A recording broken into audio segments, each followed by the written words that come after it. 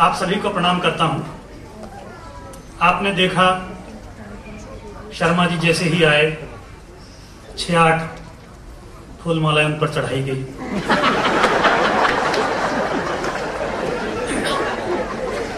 फिर एक और आए, उन पर चादर चढ़ाई गई। फिर उन्हें नीचे उतार लिया गया।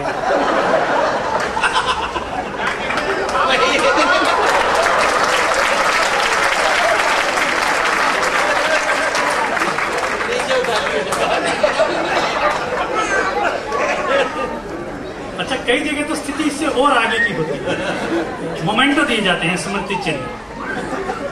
पिछले दिनों बंबई में हम लोग एक कार्यक्रम में थे, सब कवियों को मोमेंटो दे दिया गया, स्मृति चिन्ह दे दिया गया। आदरणीय सुरेंद्र शर्मा जी को किसी कारण से नहीं मिले। लाइट आप पर आई। आदरणीय शर्मा जी को किसी कारण से स्मृति चिन्ह नहीं मिल पाया। ये सीधे जाकर आयोजक के सिर चढ़ गए, बोले मैं देश का इतना बड़ा कवि, मुझे स्मृति चिन्ह नहीं दिया। ये कल के छोकरे, जब उन्होंने छोकरे कहा तो उनका इशारा मेरी तरफ ही था। ये कल के छोकरे, इन्हें स्मृति चिन्ह दे दिया, मैं देश का इतना बड़ा कवि, मैं छूट गया। जब इन्होंने चौथी बार कहा तो आयोजक बोले आप इतने बड़े कवि हैं, आपका काम स्मृति चिन्ह से नहीं चलेगा, आपके लिए हम एक स्मारक बनवा देंगे।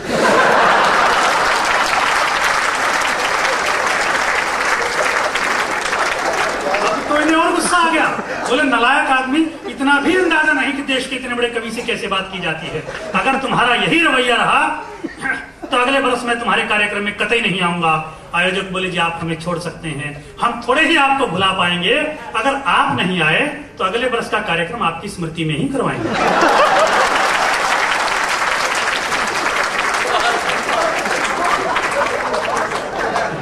आदरणीय शर्मा जी को प्रणाम करते हुए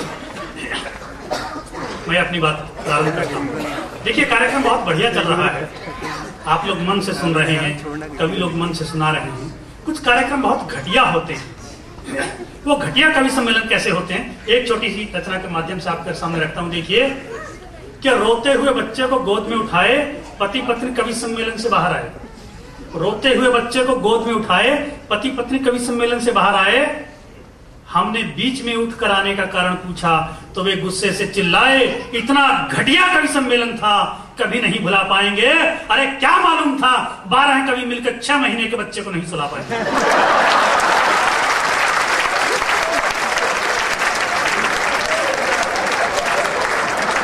क्या मालूम था 12 कवि मिलकर 6 महीने के बच्चे को नहीं सुला पाएंगे। अच्छा, बच्चे बहुत उस्ताद हैं। वो एक छोटी सी घटना देखिए कि क्लासरूम का सीन देखकर मुझे आ गया पसीना। अध्यापक ne पूछा जिसके कोई कमी ना हो उसे क्या कहते हैं? छात्र बोला कमीना। बनी बनाई कविताएं हैं, ऑटोमेटिक। क्या है कि देश में तरह तरह के रोग बीमारियां फैलती हैं, उससे आप और हम सब लोग बहुत त्रस्त रहते हैं, बहुत से लोग मर जाते हैं, बहुत से लोग पीड़ित होते हैं। मगर उसमें से भी किसी के मतलब की बात निकल आती है। कोई उससे कैसे खुश हो सकता है, उसकी खुशी किस कारण से हो सकती है, वो आपके सामने रखता हूं। देखिए, पिछले दिनों देश में बर्ड फ्लू फैला, मुर्गी के कारण होने वाले रोग, तो उससे भी बहुत से देश का बहुत सा नुकसान हुआ। उन्हीं दिनों की बात आपको बताता हूं।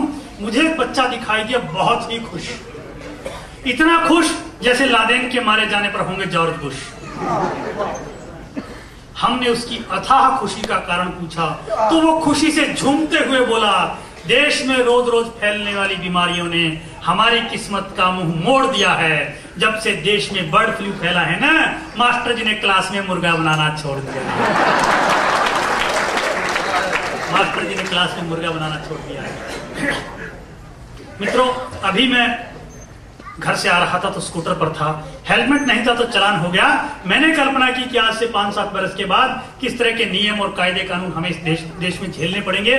2 पंक्तियों के माध्यम से देखें कि अच्छी भली बारात निकल रही थी, खामखा बीच में व्यवधान हो गया, घोड़ी पर बिना हेलमेट के बैठा था, दूल्हे का चालान। उसके और 20-25 बरस के बाद कैसी स्थिति होगी देखिए कि रंग बिरंगा खूबसूरत हेलमेट लगाए दूल्हा घोड़ी पर सवार था, मिलन की घड़ी का इंतजार था, बराती नाच रहे थे जम के, तभी कुछ पुलिस वाले आधम के बोले खुद ही सब जश्न मना रहे हो, हमारी भेंट कहाँ है? दूल्हा तो ठीक है, पर घोड़ी और बारातियों के हेलमेट कहाँ है? क्या कि आदमी अपनी आदत से बहुत मजबूर होता है। एक छोटी सी घटना आपको बताता हूं, देखिए कि एक डॉक्टर से उसकी प्रेमिका बोली, ऐ मेरे हमजोली, रोज मिलते हो, कभी ये नहीं बताया तुम मुझे कितना प्यार करते हो। एक डॉक्टर से उसकी प्रेमिका बोली, ऐ मेरे हमजोली, रोज मिलते हो, कभी ये नहीं बताया तुम मुझे कितना प्यार करते हो। डॉक्टर बोला, ऐसा नहीं कि मैं तुम्हारे लिए मर सकता हूं, पर तुम्हारा पोस्टमार्टम मैं फ्री में कर सकता हूं। ये डॉक्टर के प्यार की प्रकाष्ठा है। नर्स के टल्लू राम को हो गया थोड़ा इन्फेक्शन, अस्पताल में नर्स देने लगी इंजेक्शन। 1.5 मिनट में ही ये स्थिति आ गई, जितनी दवा शरीर में गई उससे ज्यादा नर्स दिल में समा गई। माँ बाप ने दे दी पूरी आजादी, दोनों की करवा दी शादी। अब टल्लू राम की प्रॉब्लम देखिए, कहता है मेरी प्यार भरी बातें सुनकर उसकी आत्मा डोलती ही नहीं है, जब तक सिस्टर कहकर मैं पुकारूं वो बोलती है। अपनी अपनी समस्याएं। मित्रों, इस देश में हास्य की बात तब तक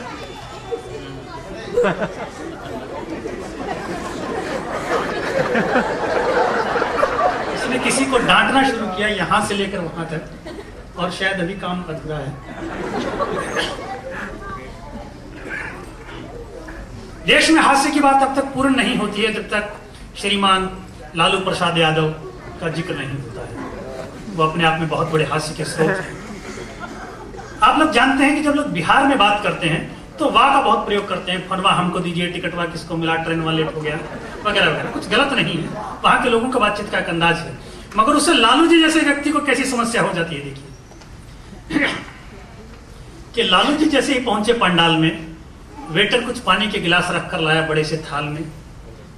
लालू जी ने गिलास उठाया, पर पानी मैला देखते ही उन्हें संकट नजर आया। सोचने लगे कोई ससुरा हम ही से शरारत कर गया, या गलती से सबके गिलास में मैला पानी भर गया। फिर जो बात अचानक उनके मुंह से निकली, उसे सुनकर आप भी ठहाका लगाइए तो पास बैठी एक महिला सांसद से बोले, तनिक अपना जलवा हमको दिखाइए तो।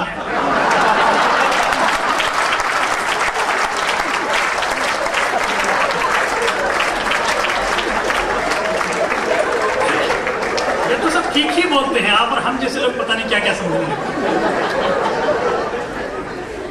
उन्हीं लालू प्रसाद यादव की बेटी की पिछले दिनों शादी हुई। बेटी का नाम है रोहिणी। मैं जानने का प्रयास कर रहा हूं कि उनके बेटों के नाम क्या हैं। मेरा अपना अंदाजा है बेटों के नाम होंगे शालीमार बाग, रजौरी गार्डन, राजा गार्डन। जब लड़की का नाम रोहिणी हो सकता है तो लड़के का नाम तो नंद नगरी का चौराहा भी हो सकता है। तो एक चमचे ने कहा कि लालू जी बिटिया का क्या नाम रखे हैं, कोई अच्छा सा नाम काहे नहीं रखते हैं। तो लालू जी बोले, अच्छा सा नाम क्या रखे तुम बताओ। तो बोले, आप बिटिया का नाम रखे हैं चंद्रकांता। लालू जी बोले, चंद्रकांता रख तो दें, जो कुछ भी सी से शुरू होता है सबसे हमको एलर्जी है, क्योंकि सीबीआई भी सी से शुरू होता है। तो चमचा बोला, जी सी से तो चारा भी शुरू होता है, उसकी तरफ तो आपका बड़ा अट्रैक्शन है। बोले, वो तो एक्सेप्शन है। चमचा बोला, जी फिर आप बिटिया का नाम रखें सरस्वती। तो लालू जी बोले, सरस्वती माने का? तो बोला, जी सरस्वती माने विद्या, ज्ञान, शिक्षा। तो अच्छा, फोटो दरअसल पहले से पता होना चाहिए फोटोग्राफर आने वाला, कभी लोग नहाकर भी आ सकते। तो चमचा बोला, जी सरस्वती माने विद्या, ज्ञान, शिक्षा। तो लालू जी ने उसे जो उत्तर दिया आपके सामने रखता हूं, देखिए। लालू जी बोले, तुम सब लोगों ने कर रखा है अपना दिमाग बंद, इस असली शिक्षा का सरस्वती से क्या संबंध। ये जो एजुकेशन है, ये पॉलिटिक्स की ट्रेन में चढ़ने के लिए एक छोटा सा स्टेशन है। और हमारी बात ध्यान से कर लो नोट, इस सरस्वती ना तुमको टिकट दे सकती है ना वोट। ये तो भाजपा वालों की देवी है, सरस्वती तो बीजेपी वालों की देवी है। सब सेकुलर फोर्सेस का कर दिया है मलियामेट। तुम 8वीं में 3 बार फेल हुए, बताओ तो सरस्वती तुमको कब किया था कोऑपरेट? तो चमचा बोला, लालू जी आपने कैसे किया? एलएलबी। लालू जी एलएलबी पास है। तो लालू जी बोले, हम हमेशा अपने दम पर जिया हूं, LLB भी इस सरस्वती के भरोसे नहीं किया हूं। पहले तो दफ्तर के बाबू ने प्रश्न पत्र लीक किया, फिर हमारे स्थान पर जो परीक्षा देने गया उसने चपरासी की पर्ची से अपना पर्चा ठीक किया, उसने चपरासी की पर्ची से अपना पर्चा ठीक किया, और फिर जिस मास्टर ने इस पर्चे को जांचा उसको भी लगाना पड़ा 2 तमाचा। तो हमारी LLB में यही एक बात खास है कि ये 10-15 लोगों का मिला जुला प्रयास है।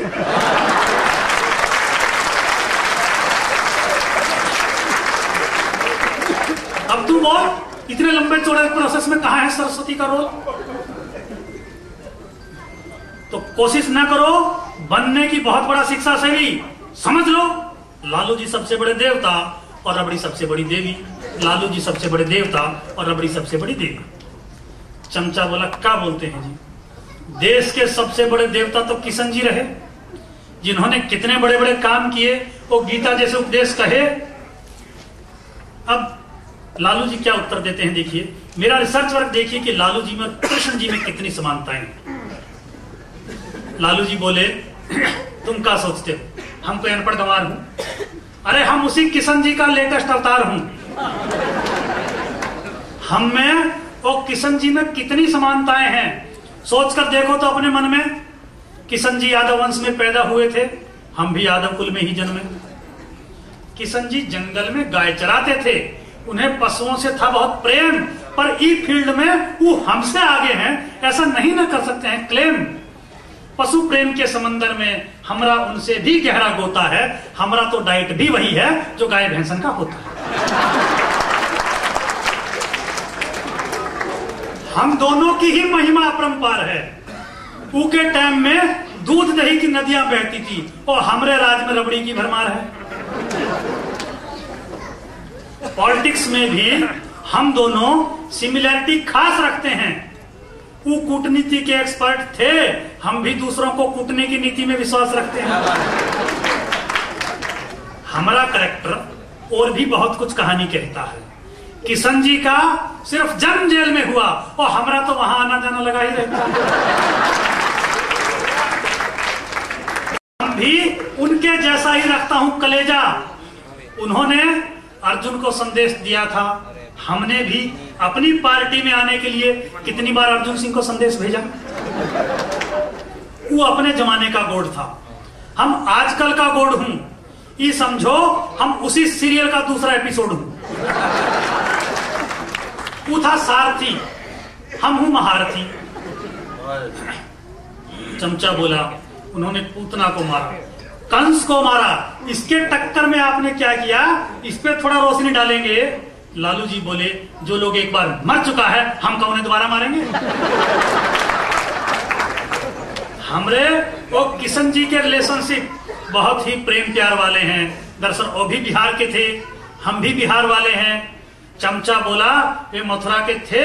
लालू जी गुस्से से चिल्लाए, कौन ससुर बोलता है ये, ऐसा झूठ हम कभी नहीं सह सकते हैं। वो प्रॉपर बिहार के ही थे, तभी तो सब लोग उन्हें बिहारी कहते हैं, तभी तो सब लोग।